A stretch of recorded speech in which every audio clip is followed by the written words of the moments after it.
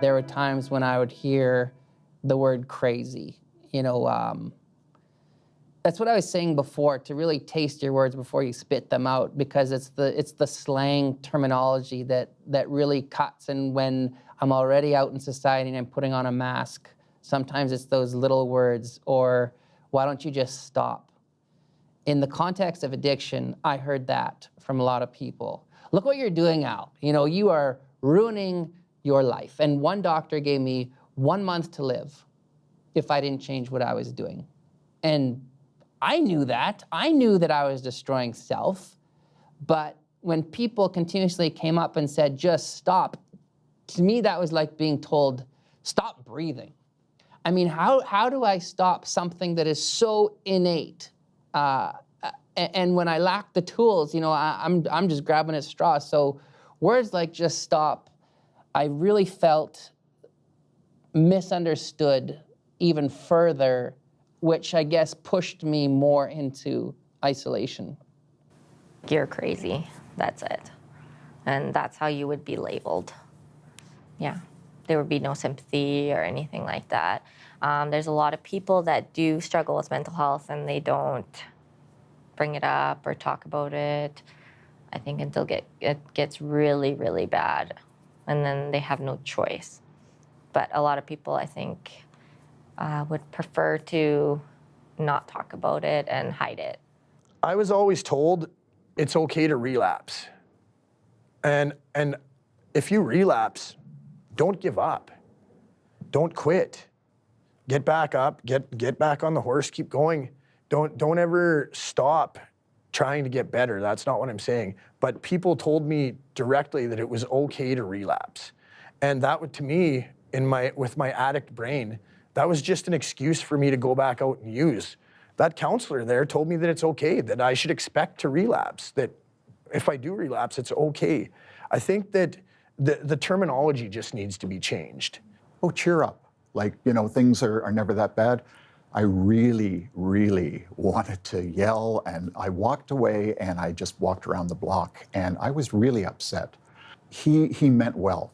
I think the thing is that most people want to fix depression. They want to say, cheer up, do this, things will get better. I think you shouldn't try and fix people who are, dealing with addiction or mental health. I think basically you should just be there. I have a friend who's bipolar, and our rule is that if you're really down, all you have to do is go and sit there, okay? And, if I'm gonna talk, I'll talk. But it's just, be a friend, just be there. You should never tell anyone with a mental illness, just get over it. You hear that all the time, that just get over it. It's not that big of a deal. And that's something that you should never say, because something that might not be a big deal to me might be a huge deal to someone else. Getting out of bed in the morning might not be that big of a deal to me, but for someone, that can be excruciating. That can be so difficult for someone.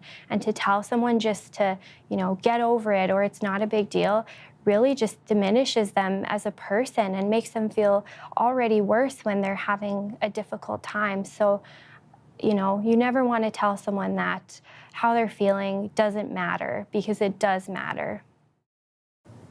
That's the easiest answer in the world. Go for a walk in the forest, or buck up. Life's not so bad, just snap out of it. Which is absurd, because you would never tell a cancer patient, just suck it up, come on, you'll feel better, positive attitude. No, that's absurd.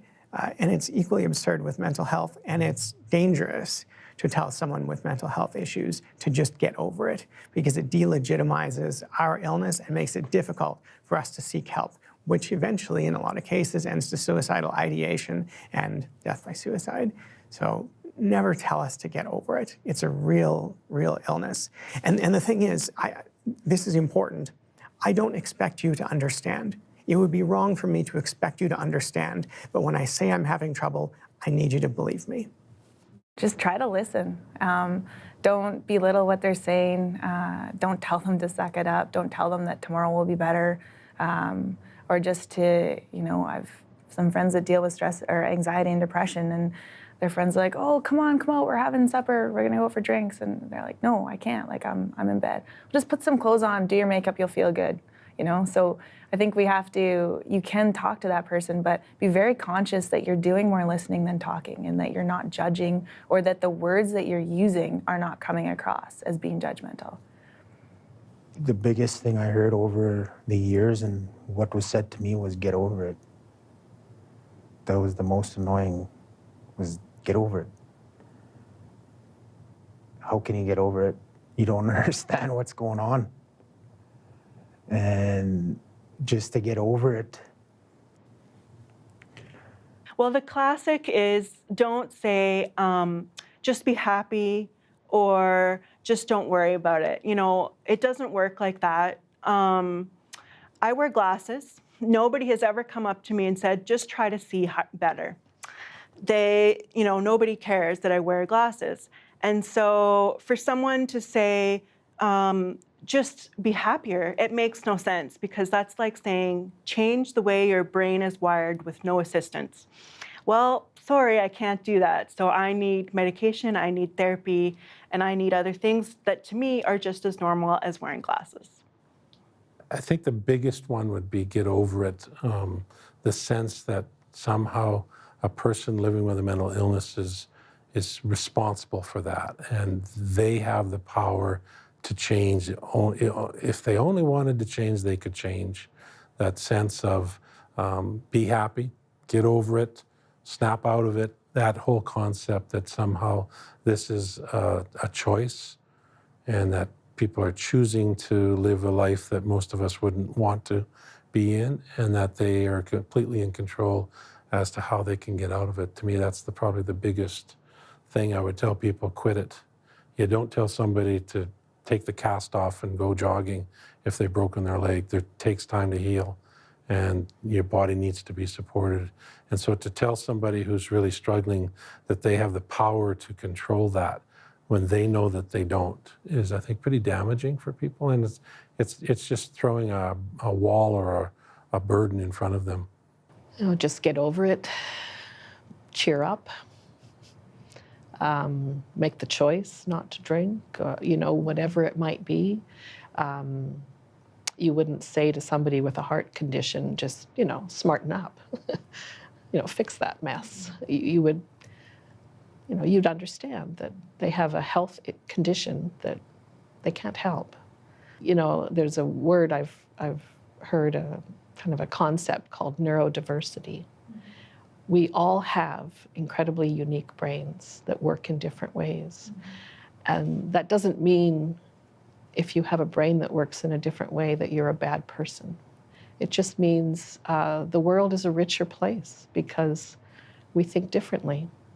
I think about someone with autism who has, there's examples of people with autism who've done amazing things. What would our world be like if we didn't have brains like that? It's not so much what people say, it's just how they look at you, how people can look down on somebody. So it doesn't matter what neighborhood you grew up in. So the addiction is in every neighborhood, in every family, it can be anywhere. So, that's one thing to always remember is you see the guy standing on the street corner or the junkie in the alley, that could be you. That they're weak, that they're, that you can change if you really want to, because a lot of times people don't know about resources and help that's there for them that can help them get on the path to recovery. I didn't know, and I found my way. And there's help out there. You just have to accept it and find it. And I like that, I wish there were more educational programs, especially in high schools, regarding mental health and addictions. I think children should be more knowledgeable and accepting of others. A lot of times kids are very judgmental and they don't care if they hurt somebody's feelings. And sometimes when you go overboard, you know, you can cause so much hurt to somebody's heart that they think that they're not worth living. And that's so wrong. I think that we can all help each other heal and make everybody's life worth living. Make everybody feel loved and important. I guess the one thing that I want to say is that the language that we use with people can either make them feel accepted or rejected. And as I mentioned before, is that if somebody just seems curious, I don't want to open up. But if it seems like they care, I can let them in with my struggle. So show people that you care. Don't use words like junkie. Don't call them an addict. You know, it wasn't until I was comfortable in my own addiction and in my own recovery that I can call myself this addict, because I know where my recovery is going, right? And it's one day at a time, one moment at a time. And next thing you know, it's been 9 years. That's it. The number one thing not to say to an individual is just snap out of it or get over it. But, you know, they would if they could. I think that they're not able to because it's a part of their process and their recovery for them to go through what they need to go through to get to that point of wellness for themselves. Allow them the time that they need to do that. We often have our own particular time frame attached to, and God, they should have gotten here by now. They should have, you know, been well by now. So I would ask people to step back from judging how long it's going to take someone to reach their point of wellness and stability. And I would also ask them to be patient, as you would with someone who has cancer or diabetes or heart disease.